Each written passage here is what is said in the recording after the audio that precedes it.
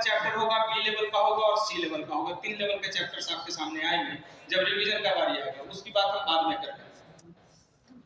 अभी फिलहाल क्या है कि जो टीचर आपको पढ़ा रहे हैं, जो भी टॉपिक, जो इंपॉर्टेंट पॉइंट्स है उसको हम रख करके आपको छोड़ देंगे।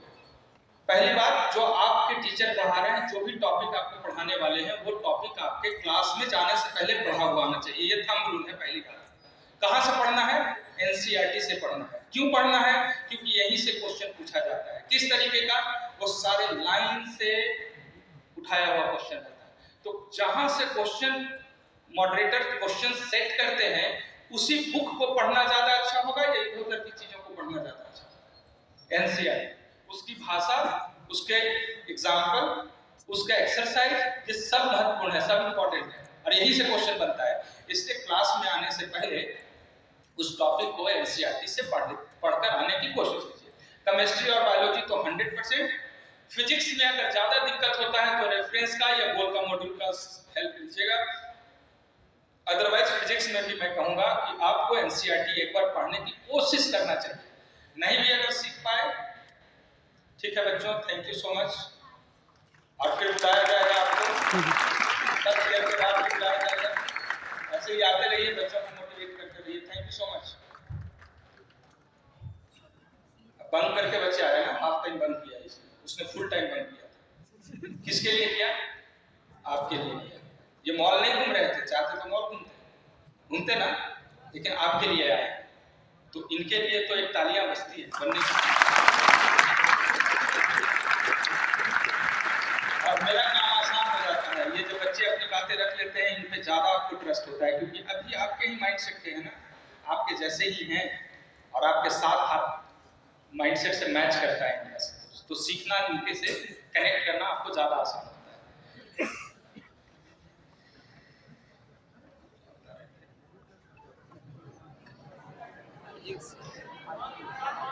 तो क्लास में आने से पहले आपको एनसीईआरटी के लाइन पढ़ने की कोशिश और सीखने की कोशिश कीजिएगा।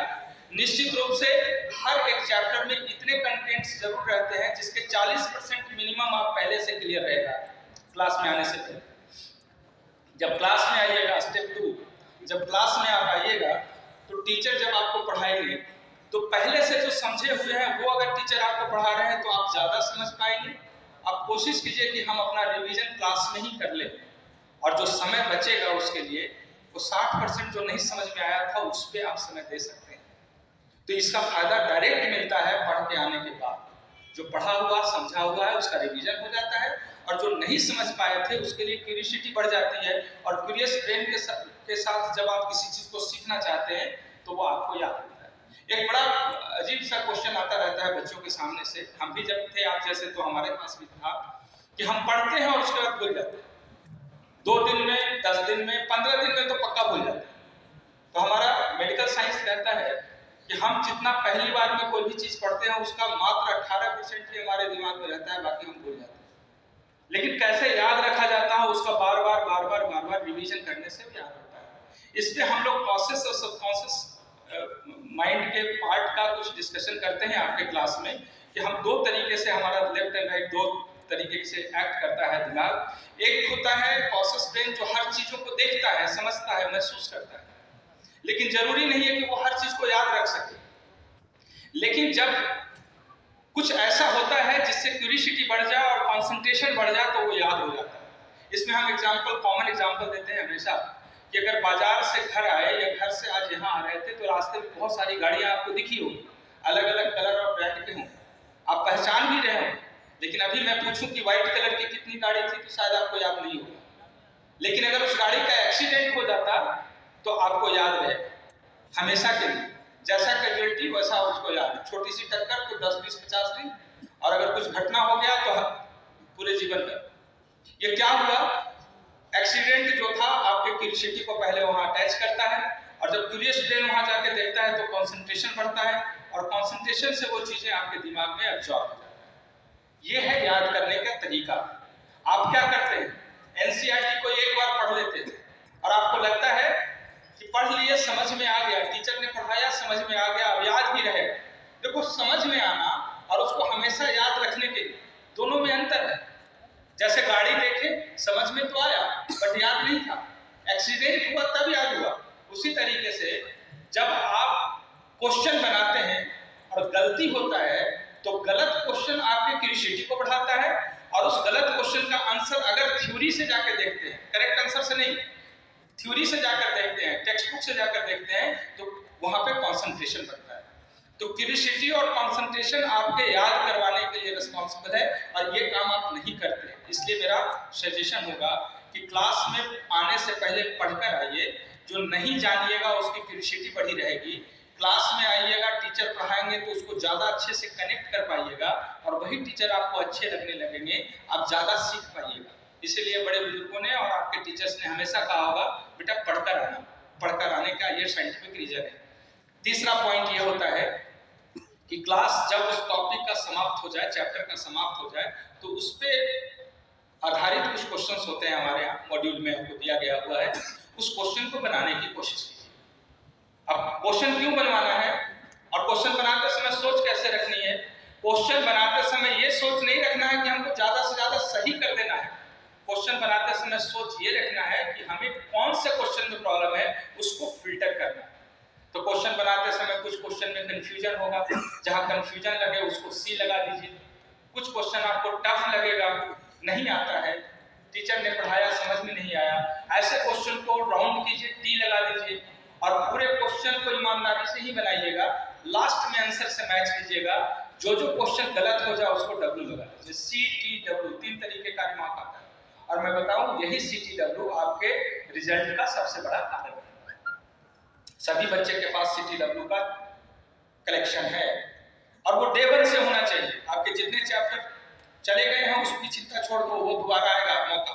अब यहाँ से जो टॉपिक टीचर पढ़ाने वाले हैं आपको फुल कंसंट्रेशन उस पर करना है। पीछे अगर कुछ छूट गया तो उस पर चिंता बिल्कुल नहीं करना, उसको 2-3 बार हम मौका देंगे। अगर पीछे वाले पे आप ध्यान देंगे तो अभी करंट आपका छूटेगा, फिर न ये ठीक होगा न ये ठीक होगा, और बीच में आप ऐसे ही पिछड़ जाइएगा हमेशा। इसलिए तीसरे स्टेप को गौर से समझिए कि टेस्ट कीजिए, टेस्ट देना जरूरी है, और घर पे क्वेश्चन बनाना जरूरी है। दोनों बहुत जरूरी है। और तीसरा स्टेप में दोनों को फिक्स करता है कि क्वेश्चन घर पे बनाइए। अगर 100 क्वेश्चन है तो पहली बात उसको कभी भी गेस करके क्वेश्चन नहीं बनाना चाहिए। क्वेश्चन बनाने के 4 तरीके हैं। कितने तरीके? जो आपके स्पीड, एक्यूरेसी, कॉन्फिडेंस सबको बढ़ाता है। ये 4 बातें आप समझ लो, और आगे ऐसे ही टेस्ट देना सोच के साथ। जब टॉपिक समाप्त हो जाए, इसके बाद जब क्वेश्चन बनाने लगे, तो क्वेश्चन बनाते समय अगर उस चैप्टर में 100 क्वेश्चन है तो 100 क्वेश्चन के लिए सबसे पहला स्टेप होता है समय को फिक्स करना। 100 क्वेश्चन बनाना है तो फिजिक्स में, केमिस्ट्री में और बायोलॉजी में थोड़ा बदलाव होगा समय का। कितना समय मुझे फिजिक्स में देना है? तो फिजिक्स अभी सीख रहे हो सकता है 2 मिनट, 2.5 मिनट या 3 मिनट लगे पर क्वेश्चन एवरेज। लेकिन बायोलॉजी बनाओगे तो 1 मिनट का एवरेज जाएगा, और एग्जाम में भी 1 ही मिनट का एवरेज दिया गया हुआ है। तो आप वैसे करके जब भी कभी क्वेश्चन बनाने लगे तो पहले समय को निर्धारित करें और क्वेश्चन बनाने की शुरुआत करें। नंबर 2, जब क्वेश्चन बनाना है तो चुन चुनकर क्वेश्चन बनाना है। जो आता है पहले 1 शॉट में वो बनाइए, और जो लगे कि दोबारा अटेम्प्ट लेना है उसको सर्कल कर लीजिए। जो लगता है कि नहीं जानते हैं बिंदास उसको क्रॉस करके आगे बढ़िए, बट कहीं पे रुक करके वेट नहीं कीजिए, उसके पीछे लगिए नहीं। पहले क्वेश्चन पूरा बना लीजिए 100 में कितना बनता है।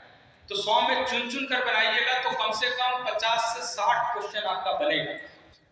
तो फिर से मैं रिपीट कर रहा हूं, पहला टाइम को फिक्स करके बनाइए, दूसरा चुन चुन कर बनाइए, तीसरा गेस कभी नहीं कीजिए। बहुत बच्चे गेस करते हैं, मार देते हैं, देखते हैं सही हो जाएगा।